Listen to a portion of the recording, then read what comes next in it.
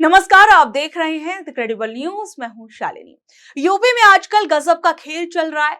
असली गुंडे मवाली जेल जाएं ना जाएं, सड़क पर बहन बेटियों से छेड़खानी करने वाले मजनू भले ही सीना तानकर घूम ले, लेकिन अगर किसी मुस्लिम नौजवान का नाम किसी एफआईआर में फिट बैठ जाए तो उसकी शामत जरूर आ जाती है। अब पुलिस का काम मुजरिम पकड़ना नहीं बल्कि नाम देकर केस फिट करना रह गया है, ऐसा मालूम होता है। धर्मांतरण कानून के नाम पर ऐसा माहौल बना दिया गया है मानो लड़कों को जेल भेजना कोई सरकारी टारगेट हो। इलाहाबाद हाई कोर्ट ने बहुत ही सख्त लहजे में यूपी सरकार को आईना दिखा दिया। कोर्ट ने साफ कहा कि प्रदेश में धर्मांतरण कानून का इस्तेमाल अब असल मकसद के लिए कम और बेगुनाह लोगों को फंसाने के लिए ज्यादा हो रहा है। कोर्ट की चिंता इस बात को लेकर थी कि पुलिस अब बिना किसी ठोस जांच के सिर्फ नाम और मजहब देखकर एफआईआर दर्ज करने की फैक्ट्री चला रही है।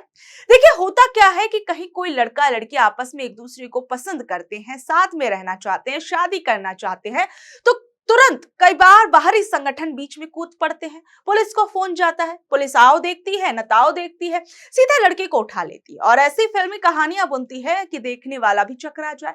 सालों तक जेल में रहने के बाद जब अदालत इन युवाओं को बाइज्जत बरी कर देती है, तब तक बहुत देर हो चुकी होती है। जिंदगी, करियर, परिवार सब कुछ बिखर चुका होता है।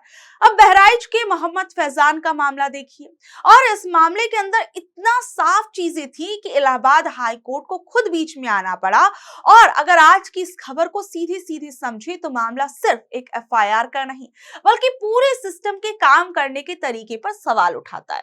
इलाहाबाद हाई कोर्ट ने साफ कहा कि उत्तर प्रदेश का धर्म परिवर्तन विरोधी कानून 2021 अब कई मामलों में झूठी और फर्जी एफआईआर दर्ज करने का एक जरिया बन रहा है।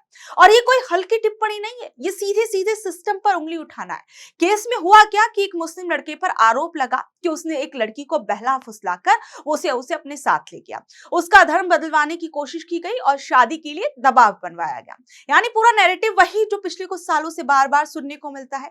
लेकिन जैसे ही लड़की का बयान सामने आया, पूरा केस उल्टा पड़ गया। लड़की ने साफ कहा कि वो पिछले 3 साल से अपनी मर्जी से रिलेशनशिप में है, ना कोई जबरदस्ती है, ना धर्म परिवर्तन, ना कोई दबाव। अब यहाँ सबसे बड़ा सवाल उठता है कि जब खुद पीड़िता ही कह रही है कि कुछ गलत नहीं हुआ, तो फिर इतनी गंभीर धाराओं में एफआईआर दर्ज क्यों की गई? और उससे भी बड़ा सवाल, जांच जारी क्यों रही? वही सबसे बड़ी बात, यहाँ पर कुछ संगठनों की भी भूमिका सामने आई कि इस केस के अंदर कुछ हिंदू संगठनों ने भी दबाव डालने की कोशिश की। कोर्ट ने इन तमाम चीजों पर हैरानी जताई कि जांच अधिकारी ने रेप का आरोप तो हटा लिया, लेकिन बाकी आरोपों को बनाए रखा, जैसे किसी भी तरीके से केस को जिंदा रखना है। और यहीं से मामला सिर्फ एक केस का नहीं रह गया बल्कि एक पैटर्न बनकर सामने आया। तीसरे पक्ष यानी परिवार या कुछ संगठन एफआईआर दर्ज कराते हैं, पुलिस बिना गहराई से जांच के सीधे कड़े कानून लगा देती है। हाई कोर्ट ने भी यही कहा कि ऐसे मामलों की संख्या बढ़ रही है और ये काफी ज्यादा चिंताजनक ट्रेंड है। और इससे पहले मैं आपको बता दूं कि राजेंद्र बिहारी लाल बनाम उत्तर प्रदेश राज्य में सुप्रीम कोर्ट भी इसी तरीके की चिंता जता चुका है। यानी बात अब लोकल नहीं रह गई है, नेशनल लेवल पर भी दिख रही है। और यहाँ सरकार पर सवाल उठना लाजमी है कि अगर कानून का गलत इस्तेमाल हो रहा है तो जिम्मेदारी किसकी है? क्या पुलिस अपनी मर्जी से कर रही है या सिस्टम में ही कोई दबाव है? हाई कोर्ट ने इस बार सिर्फ टिप्पणी करके नहीं छोड़ा बल्कि लड़की के पिता को बुलाया और पूछा कि झूठी एफआईआर के लिए कार्रवाई क्यों ना की जाए। साथ ही सरकार से भी जवाब मांगा कि ऐसे मामलों पर अब तक क्या कदम उठाए गए हैं। इसका मतलब साफ है कि अदालत को भी लगा कि मामला गंभीर है और सिर्फ 1 या 2 केस नहीं बल्कि चलन बन चुका है ये। और अगर आप इस पूरे मामले को बड़ा करके देखेंगे तो ये सिर्फ कानून का मुद्दा नहीं है, ये व्यक्तिगत स्वतंत्रता बनाम सामाजिक और राजनीतिक दबाव का मामला बन गया। अगर 2 बालिग लोग अपनी मर्जी से रिश्ते में हैं, तो क्या परिवार, समाज या राज्य को यह अधिकार होना चाहिए कि वो उस रिश्ते को अपराध बना दे? संविधान तो कहता है कि हर व्यक्ति को अपनी जिंदगी और अपने पार्टनर को चुनने की आजादी है, लेकिन जमीन पर हकीकत क्या है? एफआईआर, पुलिस, कोर्ट और समाज का दबाव।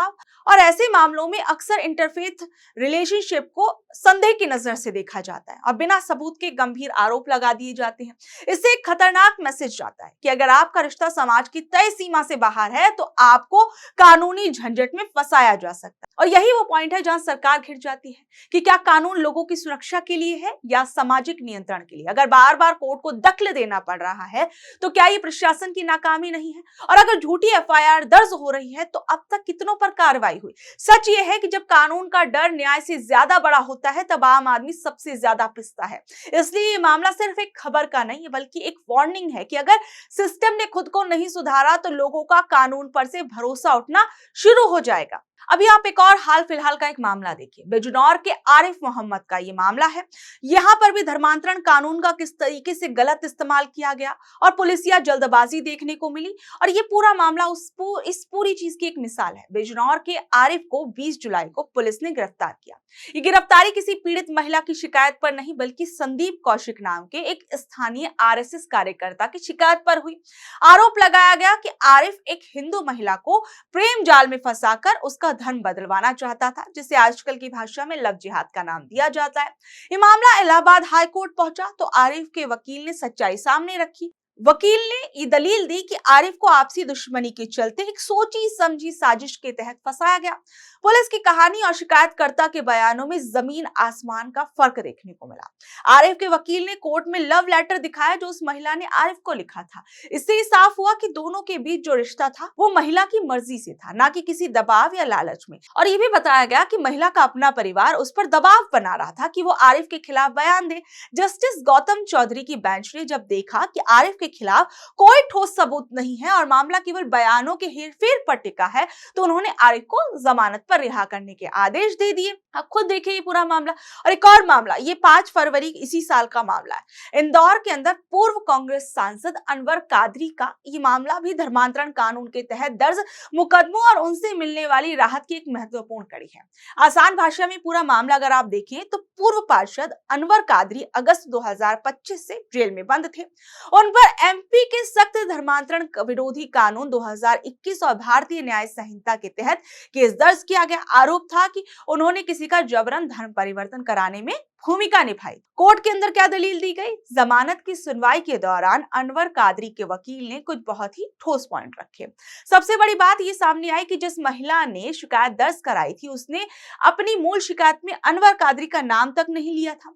वकील ने कहा कि पुलिस के पास ऐसा कोई सीधा सबूत नहीं है जो अनवर कादरी को इस अपराध से जोड़ता हो। उनके खिलाफ पूरा मामला केवल एक दूसरे अपराधी के बयान पर टिका था। कानूनन सिर्फ किसी सह आरोपी के बयान के आधार पर किसी को लंबे समय तक जेल में रखना सही नहीं माना जाता।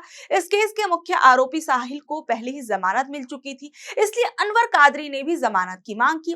राज्य सरकार ने जमानत का विरोध किया। सरकार का कहना था कि अनवर कादरी का पुराना आपराधिक रिकॉर्ड है और उनके खिलाफ पहले भी कई मामले दर्ज हो चुके हैं। हालांकि सुनवाई के दौरान पुलिस केस डायरी पेश नहीं की गई। मध्य प्रदेश हाईकोर्ट के इंदौर बेंच के जस्टिस सुबोध अभयंकर ने मामले को देखते हुए कहा कि आरोपी के खिलाफ कोई सबूत नहीं है और सारी चीजें बहुत कमजोर है। जब मुख्य सह आरोपी को जमानत मिल चुकी है तो इन्हें भी जमानत मिलनी चाहिए। मुकदमा लंबा चला इसलिए किसी को बिना ठोस सबूत के जेल में नहीं रखा जा सकता। और अदालत ने अनवर कादरी को 25,000 रुपए के मुचलके पर जमानत दी, लेकिन उनके पुराने रिकॉर्ड को देखते हुए एक सख्त शर्त भी लगाई। उन्हें आदेश दिया गया कि जब तक केस खत्म नहीं हो जाता वो हर रविवार दोपहर 12 से 4 बजे के बीच संबंधित पुलिस थाने जाकर अपनी हाजिरी लगाएंगे और अगर किसी भी तरीके से वो शर्त का उल्लंघन करते हैं तो उनकी जमानत तुरंत रद्द हो जाएगी। यानी आप समझ सकते हैं ये केस जो है वो इशारा करता है कि अक्सर धर्मांतरण कानून के तहत बड़े स्तर पर गिरफ्तारियां तो कर ली जाती हैं, लेकिन जब बात अदालत में सबूतों की आती है तो पुलिस के पास ठोस आधार नहीं होते। इसी वजह से महीनों जेल में रहने के बाद आरोपियों को जमानत मिल जाती है। इन मामलों को आप लोग किस तरीके से देखते हैं? नीचे दे कमेंट बॉक्स में अपनी राय जरूर बताइएगा और ऐसी अपडेट्स से जुड़े रहने के लिए देखते रहिए द क्रेडिबल न्यूज। मैं हूं शालिनी। धन्यवाद।